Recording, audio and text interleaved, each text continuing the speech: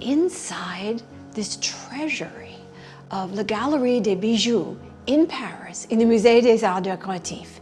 And we're going to use an exquisite floral pendant from the 18th century as our jeweled prism to look back through time, almost 250 years ago, to see the savoir-faire of 18th century France. What do we have in front of us? It kind of looks like a shell, but it's a flower.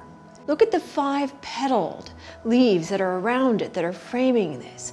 What does it make you think of?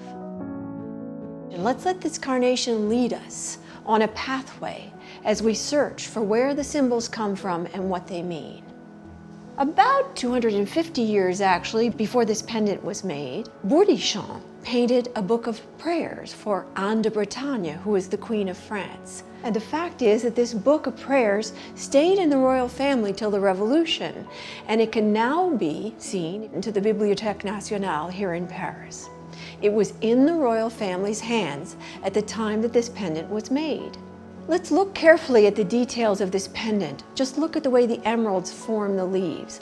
Look at the topazes, the red garnets.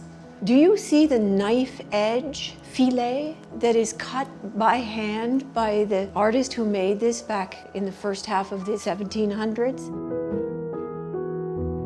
Well, let's get back to our traveling down this carnation pathway. Perhaps we could look at a portrait of Madame de Pompadour as La Belle Jardinière with her basket of flowers.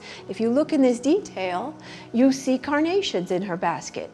Is that portrait by Van Loo, which was done in the 1750s, is that leading us on our way?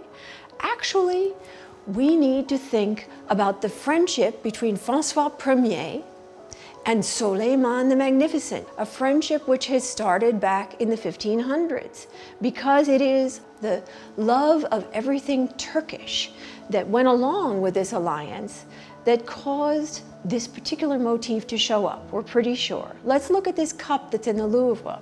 Do you see that strong profile? Do you see those blue flowers that are circling?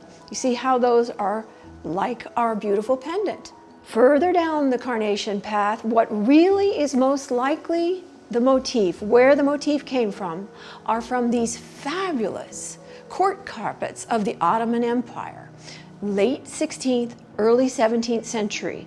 The piece we're looking at here, once again, let's look at a detail and let's see that strong carnation profile. Do you see the large motif that the carnations flank? Doesn't it make you think of the actual outline of this pendant? Let's look right here in the Musée des Arts Décoratifs here in Paris, and let's take a look at something that the intendant de la Généralité de Soissons might have used in his everyday life, or at least seen flowers arranged in. It's called a bouquetière. And look at the side of it, look at the detail. How Asian it is, and yet it's made in Picardy during the same period when our beautiful pendant was made. This is something that was in the French consciousness. This is a symbol that's there and that comes to life in this pendant, which is here for us to see today inside this treasure here in La Galerie des Bijoux. It lives here, coming to life in these beautiful stones, giving us a chance to feel what the person who created, using the savoir-faire back in the first half of the 1700s, put into this for us to see today. Let's keep going. Shall we go further?